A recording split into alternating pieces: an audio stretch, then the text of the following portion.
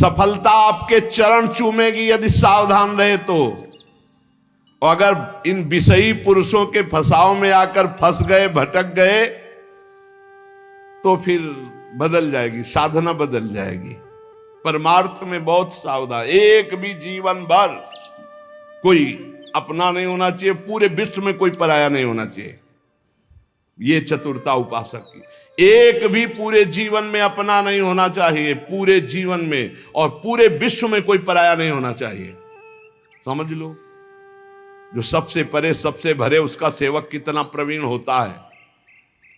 साधक साधना में सावधान, उसके बीच में प्रलोभन आएंगे भगवत प्राप्ति के बीच में, चाहे वो सिद्धियों का चाहे देवताओं का हो। लोक की तो बात ही क्या, केवल अपने इष्ट के लिए जो धुआंधार भजन में लगा हुआ है, कहीं विश्राम नहीं, कहीं कोई चाह नहीं, वो निकल जाता है। सालोक के सारिष्ट सामीप्य सारूप्य एकत्व मप्युत दीयमानम न गृहणंति बिना मत सेवनम जना। भगवान का भक्त इन मोक्ष सुखों को स्वीकार नहीं करता, सिद्धियां और देवता या अन्य सुखों की तो बात जाने दो। ध्यान रखने की बात है कि अनन्य प्रेमी, अनन्य भजनानंदी ही भगवत साक्षात्कार करता है।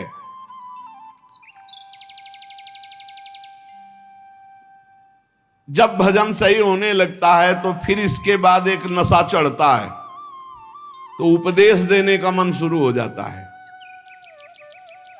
बहुत उत्तम महापुरुष है भाई जी महाराज। साधक को बचाने के लिए छोटी छोटी सी बात को उपदेश लोगों को दे करके, अपने को श्रेष्ठ समझ करके वो भजन से उतरने लगता है। जीवन आपको याद होगा पीछे सुमति, जब नरकों के चरित्र का जो, उसमें सुमति जी का इसी में परमार्थ बिगड़ गया था। थोड़ी भी बात अभी जीवन में अध्यात्म की आई नहीं, उपदेश शुरू कर दिया तो भ्रष्ट हो जाओगे, नष्ट हो जाओगे। एक संत गए थे श्री सीताराम ओंकारनाथ जी महाराज जी के पास, तो देखा और कहा कि क्या करते हो? तो हम कहा कि उपदेश कर, प्रवचन। तो उन्होंने कहा था वैसे है मंगलमय कार्य, लेकिन भ्रष्ट होने में देर नहीं लगेगी। ये सिद्ध पुरुषों का, जो भगवत प्राप्त महापुरुष है, उनको अन्य साधक इस चक्कर में न फंसे। भगवान अगर इतनी सामर्थ्य दिए तो बात अलग। भगवान की चर्चा करना बहुत अच्छा है, भाई जी महाराज कह रहे, सुनना अच्छा है, लेकिन इसके बाद का जो परिणाम है, प्रणाम नमस्कार वाह वाह यश कीर्ति, वो तुम्हें भ्रष्ट कर देगी यदि भगवत प्राप्ति नहीं हुई है। बहुत बुराइयों को अवकाश मिल जाता है प्रवचन करने वाले पर आक्रमण करने का। अच्छे से फुर्सत में हमारी बात चिंतन करना, एकांत में। भाई जी कह रहे वास्तविक लाभ से वंचित हो जाओगे यदि भगवत प्राप्ति नहीं हुआ, प्रवचन शुरू कर दिया तो। जब तक जीवन में सत्य उतर न जाए तब तक प्रवचन न करे। इसलिए प्राचीन काल की गुरु परंपरा थी कि गुरु उपदेश करते थे और गुरु लायक देखकर उपदेश करते थे। उसे साधन बता दिया, पूरा जीवन साधन में लगा, सिद्ध हो गया, अब वो उपदेश करे। ऐसा नहीं कि यहां प्रवचन सीख कर प्रवचन किए जाए।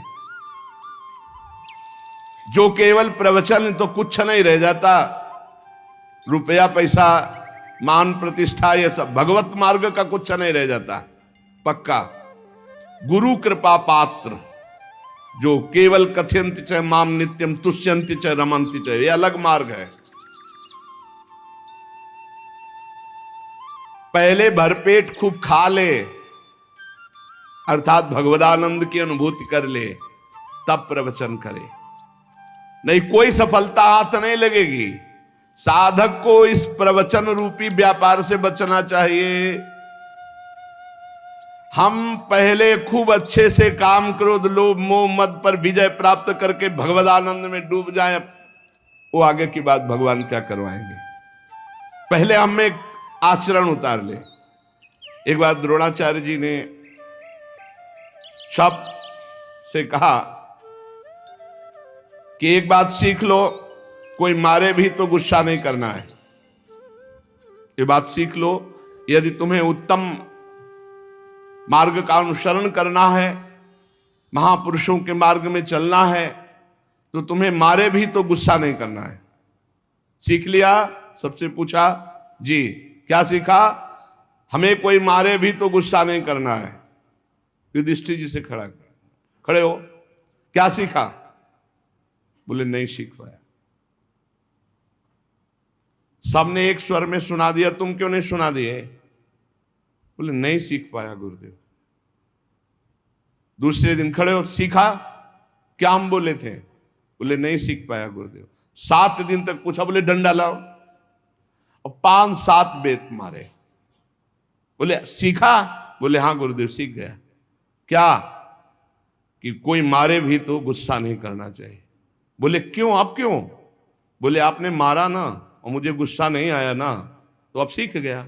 हम केवल वाणी से थोड़ी बोलते कि मारे कोई गुस्सा। आपने मारा ना, अभी तक मारन लगी नहीं थी, आपने मारा और मुझे गुस्सा नहीं आया, अब मैं सीख गया कि कोई मारे भी तो गुस्सा नहीं हो। अर्थात जो उपदेश है वो पहले आचरण में आना चाहिए, वो हमारी परिपक्वता होनी चाहिए। धर्मराज युधिष्ठिर कभी मिथ्या नहीं बोलते। आपने सिखाया कोई मारे गुस्सा नहीं आना, तो अब पहले हमारे मार लगे हो, मुझे गुस्सा ना आवे तब मैं बोलूंगा। कोई मारे फिर भी गुस्सा नहीं आना चाहिए। तो हर रोज हम बड़ी